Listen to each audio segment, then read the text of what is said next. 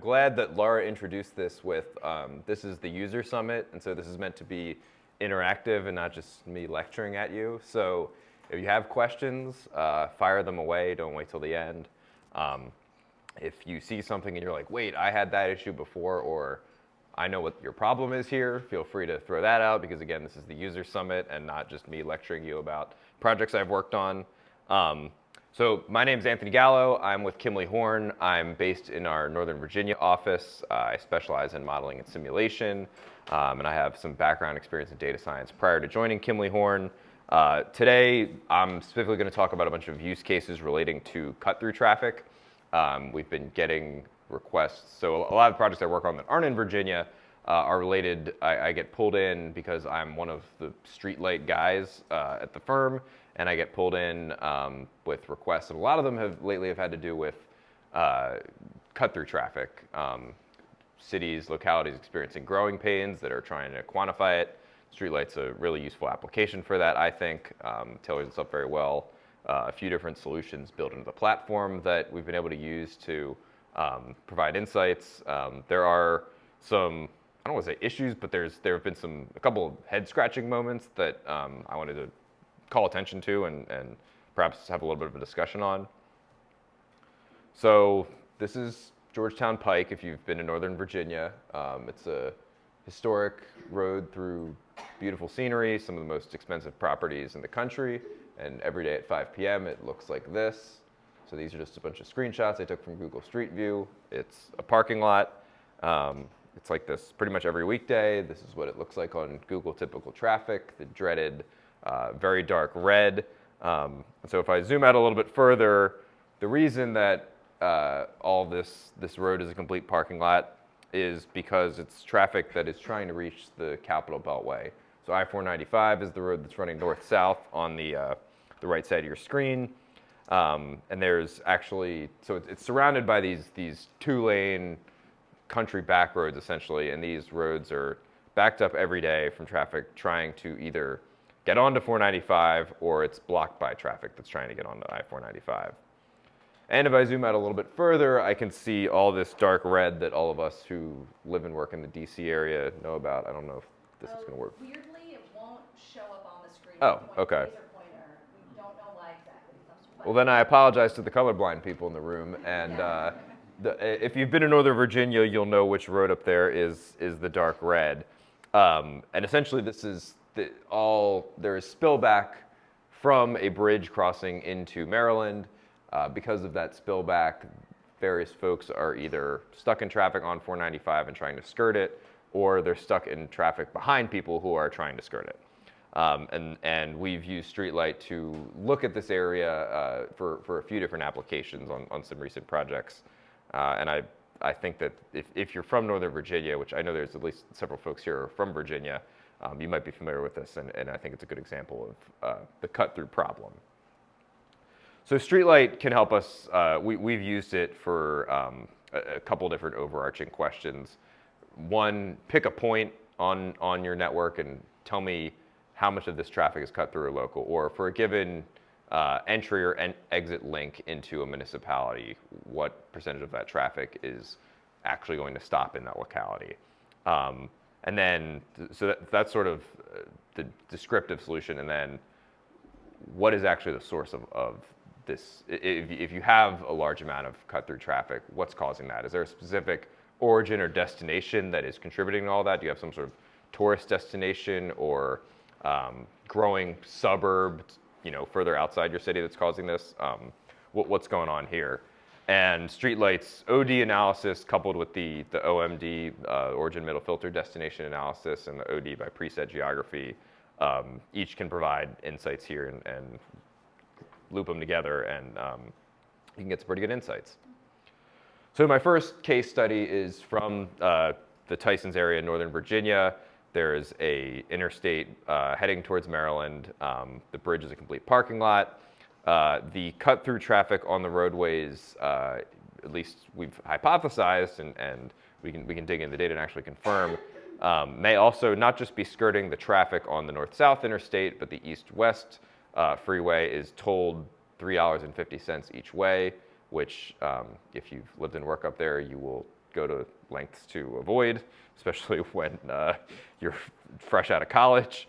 And the arterial network surrounding these two large freeway facilities is all back roads that, for various reasons, have never really been expanded. And a lot of the folks living off those roads like to keep it that way, which is certainly a common theme that I'll see in some of these analyses.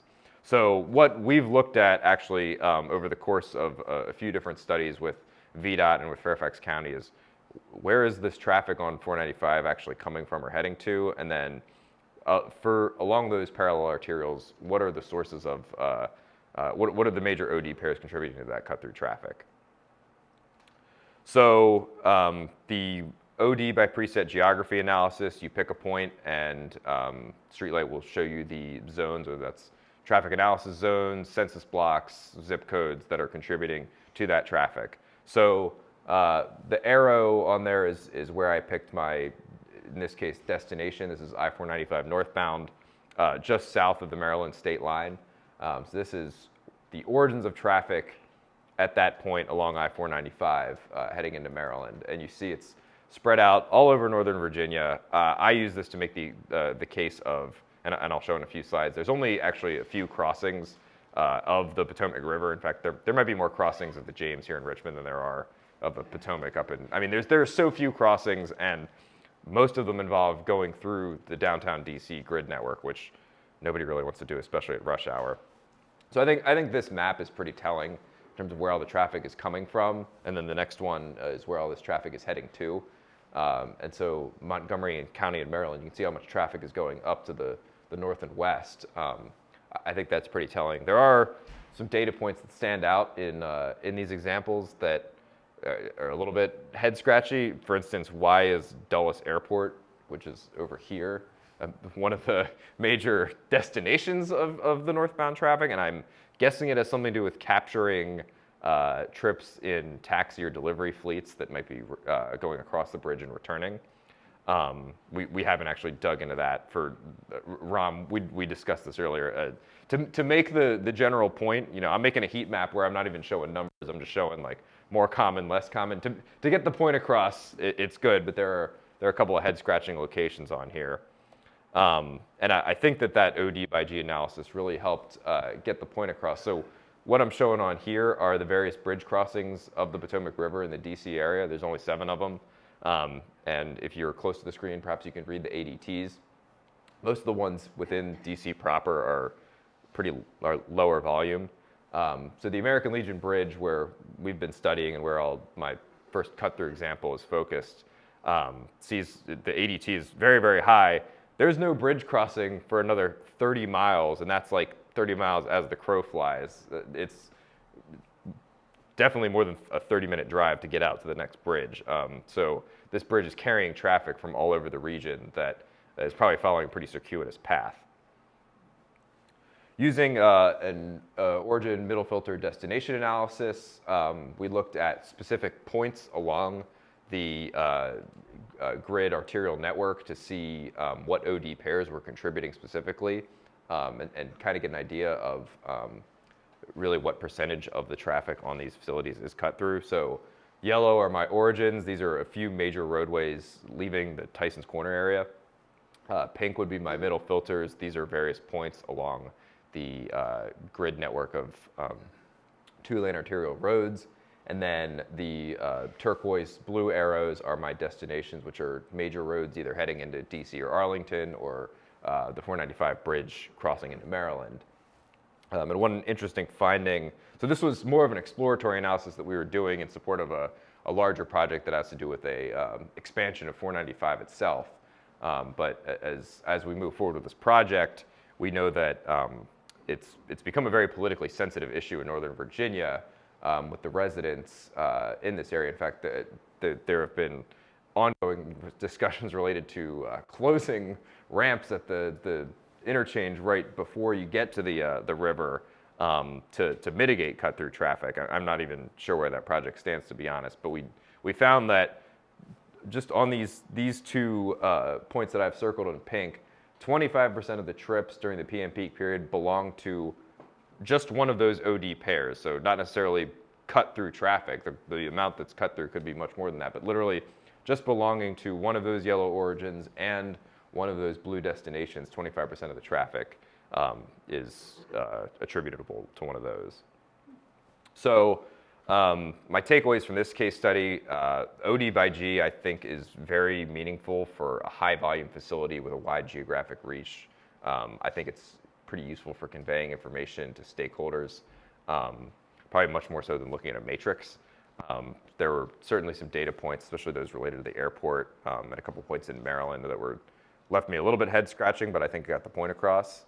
And then OMD is obviously great for quantifying the impact of specific OD pairs. If we're trying to quantify the total cut-through traffic on a facility, it's nicer.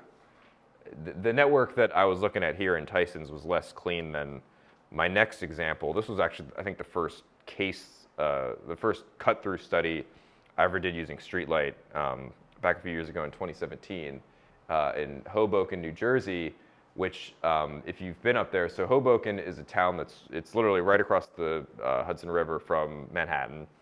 It is actually very self-contained. So I have it circled in a red polygon here. It's got geographic barriers on its north, south, and west. So there's only a few roads in and out. So I know this map is probably a little tough to see for you guys in the back of the room, but those white points that I have labeled on here, those are the only roads in and out of the city of Hoboken. It's got a river bluff on its west side and railroads on its north and south side. So it's pretty tough to, there's only a few roads in and out. The two tunnels into New York, which if you've ever taken the tunnel into New York City, that and the traffic approaching those tunnels, those are sandwiching the city on either side. So the city came to us and just very straightforward question of, we want to know what percentage of the vehicular traffic in our town is cut through. They had a few other questions that they wanted to answer with StreetLight as well, but the cut through was sort of the focus. And knowing that we only had in my opinion, a very clean network of only a few entry and exit points into the city, and some pretty common destinations on either side of the city that we know are attracting cut through traffic potentially. This was actually done before the LBS with pass-through data set became available. I think it would be interesting to go back and look at. But setting up the analysis was really straightforward. There are my 7 or 8 points, and a separate polygon that I drew that was a non-pass-through zone that represented the city of Hoboken. And the findings were pretty interesting. So we ran it using the navigation GPS data set, which was what was available for pass-through analyses back in 2017. For the commercial truck traffic, more than half of it in the AM peak, PM peak, and over the course of the whole day is cut through. And that's basically looking across all of the entry and exit points into the town. And there were a few entry and exit points where we were at above 90%. And we even actually discovered, so we're looking at if you take a given entry point into the town and you add up the traffic to all the other exit points and the town itself, you should be at around 100%. Well, we found there were a couple locations where we're at way over 100%. Okay, that doesn't make a whole lot of sense.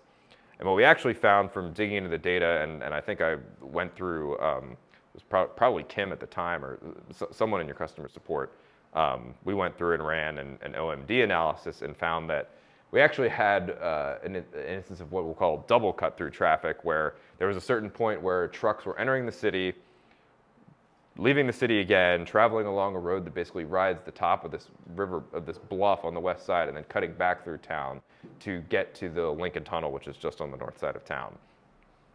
And it was a really high percentage in both the AM and the PM. So I thought that was pretty interesting.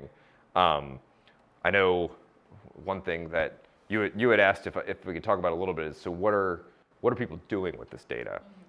And for this case, I still don't have a good answer for what they took it. It sort of confirmed thoughts they already had, but they're looking at things like, if we want to move forward into project development for some potential bypass route, who need to be the big stakeholders, and who do we need to put pressure on to pony up? But also, now that we know the major cut-through pairs, can we start implementing things like traffic calming or weight restrictions or some measure to reduce the cut-through traffic? So if you have a clean network like this, it's bonus points for having a clean network and an area with a really high population where you know where you're going to get a great sample. If you're in a rural area, could be a little bit more challenging.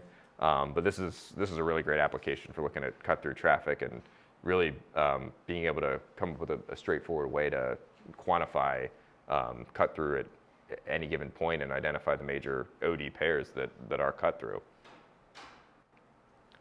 All right, my next example is from where I actually live, which is in Kansas City. I was interested in, there is a interstate facility that it's basically a radial commuter facility. So it's very heavy westbound in the morning, eastbound in the evening, connecting a large residential area to a large employment area. In Kansas City, we don't exactly put up with traffic. People don't have the tolerance that they do, I guess, in Northern Virginia. So there were work zones along this stretch of interstate in 2017 that were leading to backups that were unfathomable for Kansas City at that time. And so I could see people getting off the interstate, presumably to take some sort of detour path. But just wanted to know, all right, what percentage of folks are actually detouring during the peak of the peak when we've got rush hour, which there's already traffic, and now we're adding in a work zone. So I ran a really quick analysis where we have origin point was basically on the interstate to the west of the work zone and 2 destinations to the east of the work zone, and threw in a couple middle filters, one with a potential major detour route and one the actual interstate facility itself. And really what I wanted to know is I combined the OD analysis with the OMD analysis. If your OMD traffic equals your OD traffic, then everybody is taking the path through your middle filter. If it doesn't, those numbers don't equal, then some percentage is diverting. And I'm going to just skip ahead to 2 slides from now. So what I ran essentially a before and after analysis, running an analysis for months where there wasn't a work zone, and running analysis for months where there was a work zone. When there wasn't a work zone, the OMD added same StreetLight index as the OD. Essentially, everybody that is going between my 2 OD points is using the interstate, the main middle filter that you would expect. During the months when the work zone was in place, we were at less than 100%, which I think made sense.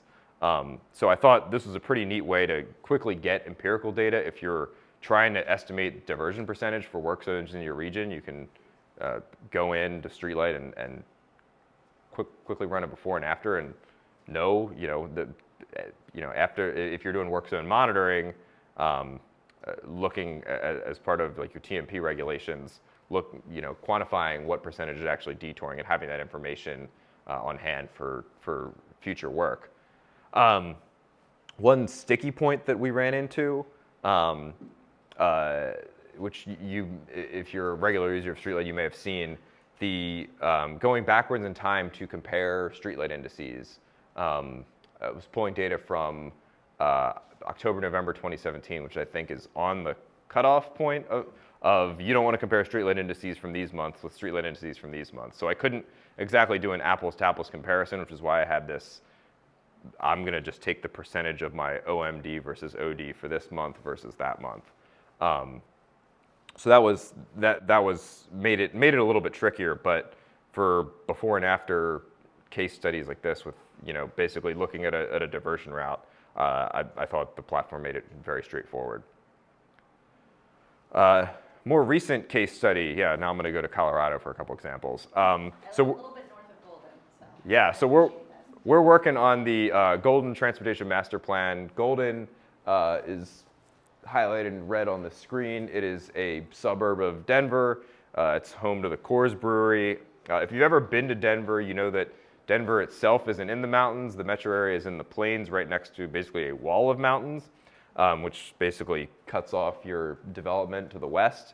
And Golden is at the far west edge. And we're working on their transportation master plan, and the locals are pretty concerned about cut-through traffic. If you've been to Denver lately, you probably are aware that it's growing maybe faster than Northern Virginia. It's a it's an area that's going through a lot of growing pains, and they have a lot of traffic problems, and Golden has not been immune to those. So, coupled with the growth in Golden, they have a few facilities going through town that really are regional in nature, and those facilities haven't necessarily been upgraded to fully limited access. So you've got these regional facilities that have at-grade intersections with local streets, and that's causing some headaches. And we've been working with their planners who have, had gut feelings about what was going on here, but wanted to actually use StreetLight to quantify some things. So we set up a bunch of zones, polygon zones, breaking up the city into a few different neighborhoods, gates on specific roadways within the town, gates on entry and exit links into the town, and created basically a heat map through the town of cut-through traffic, or sorry, which traffic is more regional in nature and which traffic is more local in nature. And we actually, ultimately our analysis essentially is verifying their plan, which their goals are keep regional traffic on regional roads and make local traffic be focused on local facilities. And we were able to show using StreetLight that your local roads really are mainly full of local traffic. Your local traffic just happens to be growing because you guys keep putting more and more homes in and people keep moving there. But the major areas of pain with your regional traffic or the regional facilities that you want to keep people on. And we've gotten pretty good feedback from their planners on this point. This information, this data that we were able to pull from StreetLight really is able to help them move forward with verifying the goals and objectives of their plan. And one thing they want to incorporate into their transportation master plan is some sort of monitoring component specifically related to cut-through traffic. So going back and revisiting this assessment every year, every few years, to go back and see if their plan is paying off or if the quote-unquote problem is continuing to grow.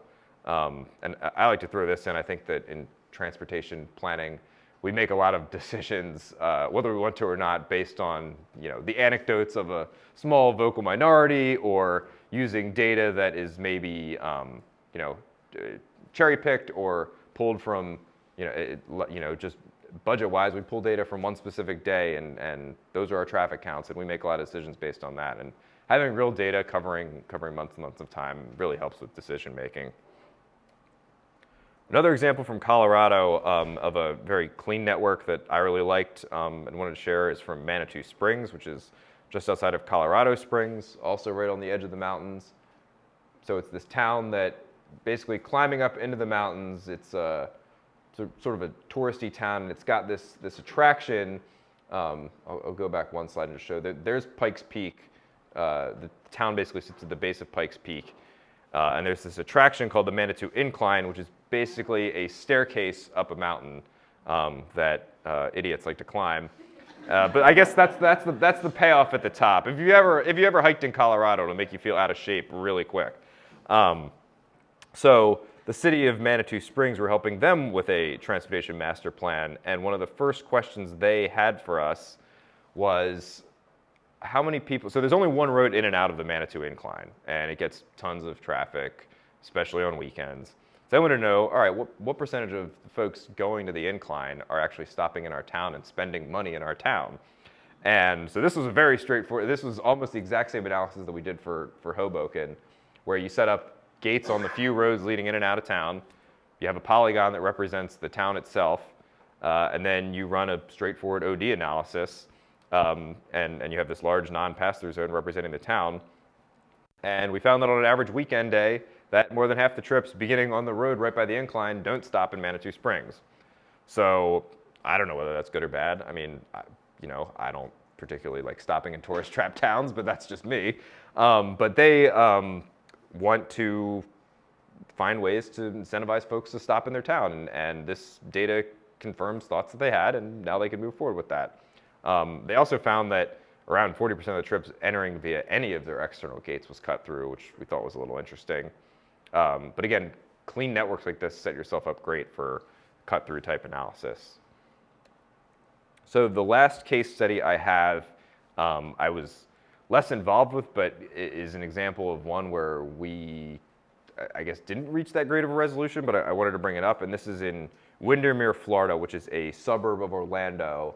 And again, if you Florida, suburban locations in Florida are generally fast growing. This is an area that appears to have its share of growing pains. And it's actually zooming in on this town. It's surrounded by water on a couple sides, so it's got some geographic constraints, sort of like Golden, and it's got what is essentially turned into a regional commuter path going through it. And so every day during the PM peak or on weekdays, we have this long queue heading back to the east, going the westbound direction, approaching this roundabout in the center of town. And the locals have been complaining that there's all this traffic cutting through on the local streets and not using the main streets through town. Well, here's what the local streets look like. So we sort of had our doubts, and we took counts, and the counts were really, really low. Now, again, it was either a 1-day or a 2-day count. It was in the summer, which I thought was kind of interesting. My limited understanding of Florida is you want to do counts in the winter when you have all your traffic, but I'll leave that to them. But essentially, when we ran a streetlight analysis looking at those cut-through paths, StreetLight supported what the locals said. The locals claimed that cut-through traffic on the side streets is an issue. The StreetLight said that, yeah, about 10 to 15% of the trips going westbound to southbound are using one of these facilities cutting through. And I thought that kind of makes sense. I mean, confirming what the locals say. But the actual counts don't support that at all. And we went back and forth with the StreetLight support team a little bit on this, and ran several iterations of the project with large samples using both the GPS and the LBS data. So one thing that we found, and I think this is sort of just a limitation, perhaps a limitation of the product right now and the location that we're looking at, so this data set, I think that I've at least always thought of it, and a lot of other people, maybe it's just me, I think others have this view that we're sampling a bunch of vehicles at once over the course of the same day. Well, we're only capturing a few vehicles each day, but we're creating this sample across hundreds of days.